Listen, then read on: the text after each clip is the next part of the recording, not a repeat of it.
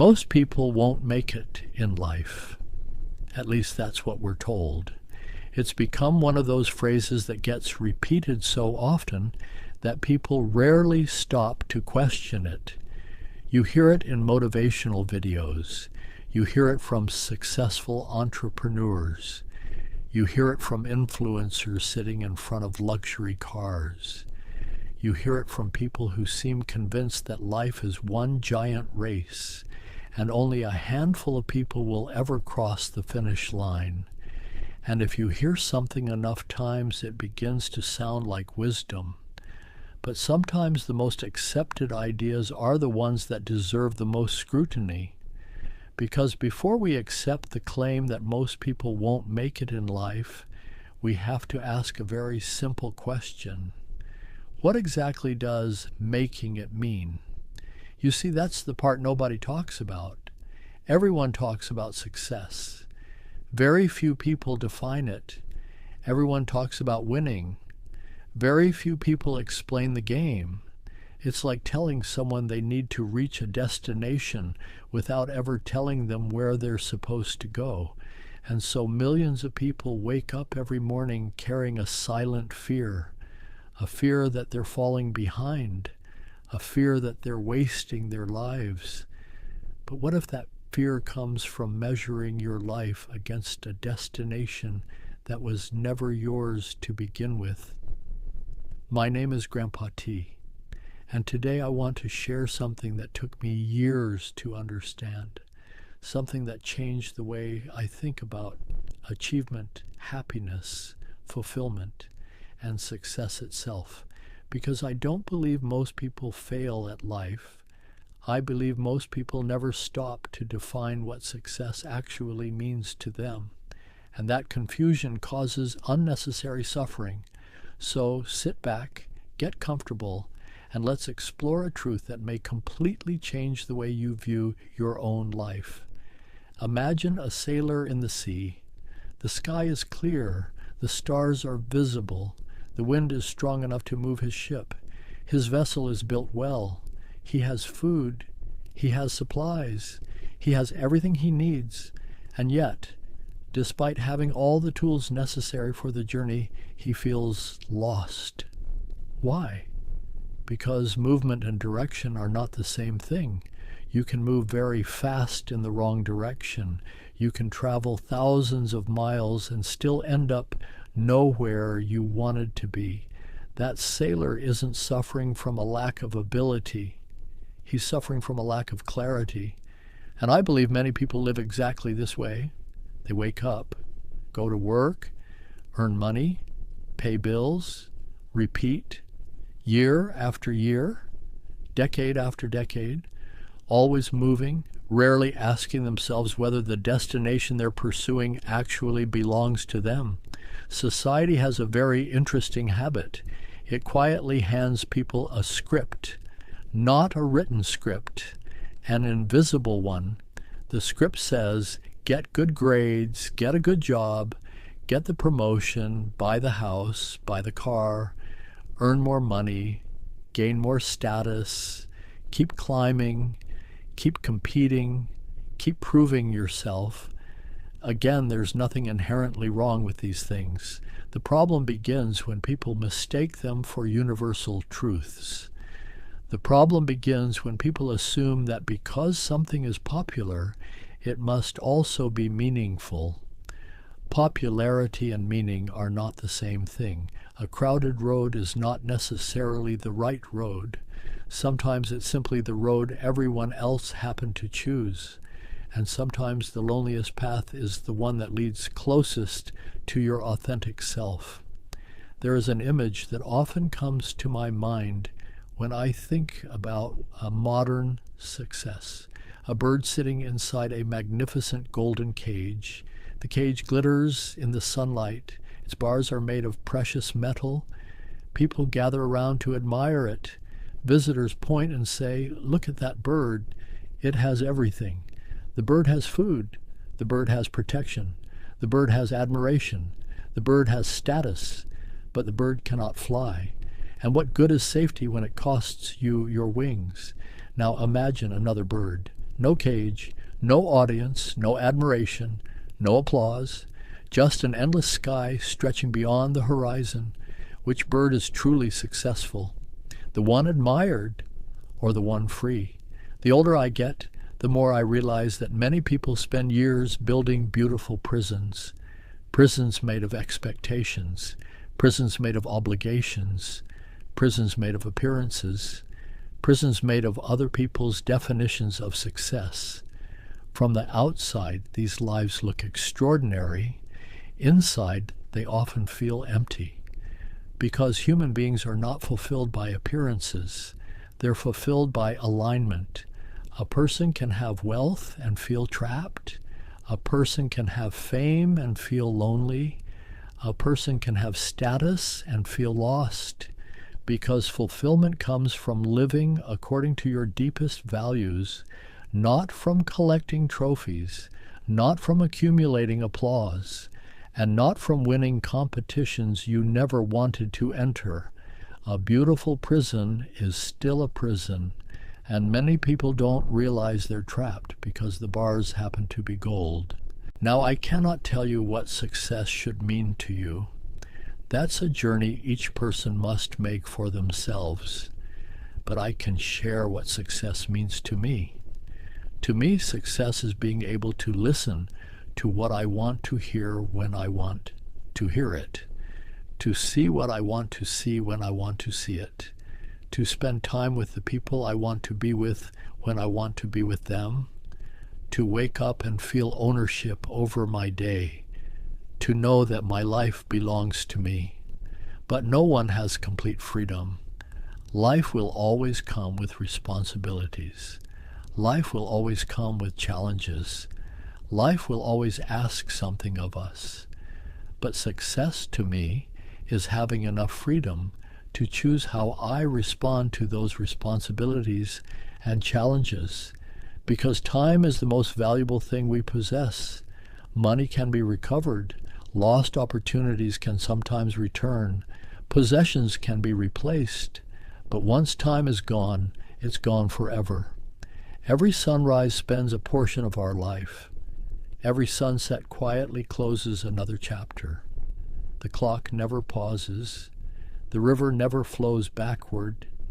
And yet so many people sacrifice their entire lives trying to accumulate things while forgetting to actually live. Success is not merely having resources. Success is having the freedom to enjoy them. Success is not merely surviving. Success is having enough room to experience life deeply, the laughter of loved ones, the warmth of friendship, the peace of a quiet morning, the satisfaction of meaningful work, the beauty of an ordinary day fully appreciated. These things rarely appear in highlight reels, yet they are often what make life worth living. One of the saddest things I observe is how many people call themselves failures despite living lives that would have once felt impossible to them. A person who dreamed of stability now complains because they haven't achieved luxury. A person who once dreamed of finding love now complains because their life isn't perfect. A person who once prayed for opportunity now focuses only on what they still lack. And I understand why this happens. Human beings are comparison machines. We're constantly measuring, constantly evaluating, constantly looking around. But comparison is often the thief of gratitude. Imagine planting an oak tree. Every day you compare it to a rose. The rose blooms first. Its flowers appear quickly. People admire its beauty. Meanwhile, the oak tree appears unchanged, slow, quiet, ordinary. And so you conclude that the oak tree is failing. But the oak tree was never designed to become a rose. One day the rose may wither.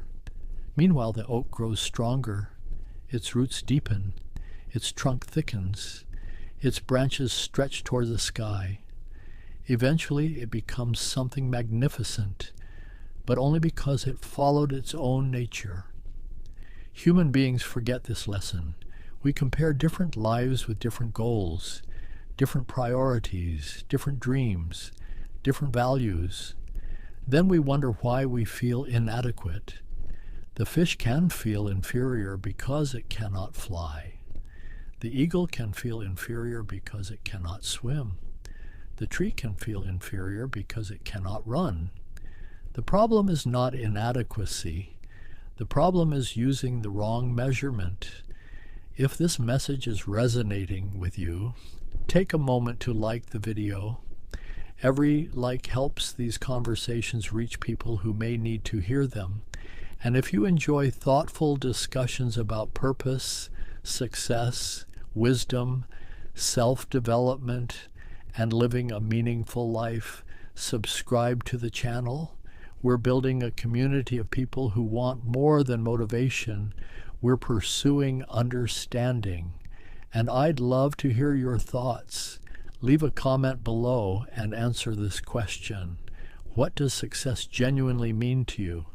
Not what social media says, not what society says, not what your neighbors say. You, because your answer may reveal more about your life than you realize. Now let's continue. Imagine a traveler crossing a vast desert. The sun beats down relentlessly. The sand stretches endlessly. Then suddenly in the distance he sees water. He runs toward it. Hours pass. The water remains distant. He runs harder. Days pass. The water still doesn't arrive because it was never water. It was a mirage. Many people spend their entire lives chasing mirages. They tell themselves, I'll be happy when I get the promotion, when I make more money, when I buy the house, when I gain recognition, when I achieve the next milestone. But when they finally arrive, something strange happens. The happiness fades, the excitement fades, the satisfaction fades, and another horizon appears, another destination, another thing to chase.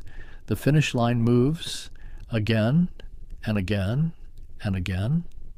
Not because ambition is bad, but because fulfillment cannot be permanently outsourced to the future. At some point, we must learn how to appreciate where we are while still working toward where we're going. Otherwise, life becomes an endless pursuit of tomorrows that never arrives. Defining success for yourself requires courage, more courage than many people realize. Because when you define success differently, you may lose approval. You may disappoint expectations. You may choose a road others don't understand. And people often fear misunderstanding more than unhappiness. But eventually a choice must be made. Will you live your life, or will you perform one? Will you pursue fulfillment or applause? Will you follow your compass or the crowd? Because the crowd is often loud, but your soul speaks quietly. And if you never learn to hear that voice, you may spend your entire life succeeding at things that don't matter to you. I've noticed something fascinating. The happiest people I know are rarely obsessed with proving they've made it. They're busy living. They're present. They're grateful. They're engaged with life. They're not constantly trying to impress strangers. They're creating memories, building relationships, developing character, finding meaning. They understand something profound. Life is not a performance, it's an experience, and experiences cannot be measured by external scoreboards. The world celebrates extraordinary moments, but life is mostly ordinary moments. A cup of coffee shared with someone you love, a conversation that stays with you for years, a sunset that catches your attention, a laugh you didn't expect, a quiet evening that brings peace.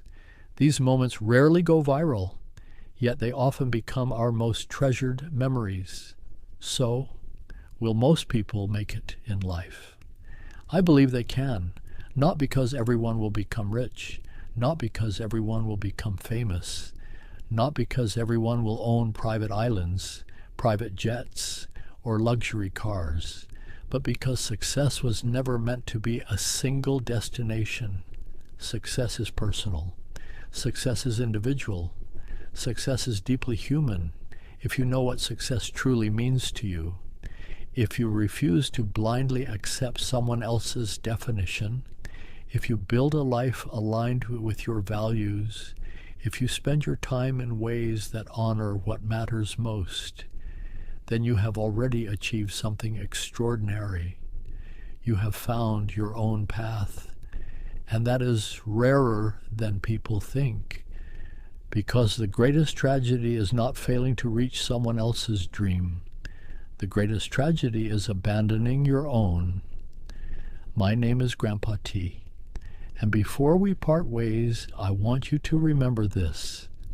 A compass is more valuable than a scoreboard. The scoreboard measures you against others. The compass guides you toward yourself. One tells you whether you're winning. The other tells you whether you're becoming who you were meant to be.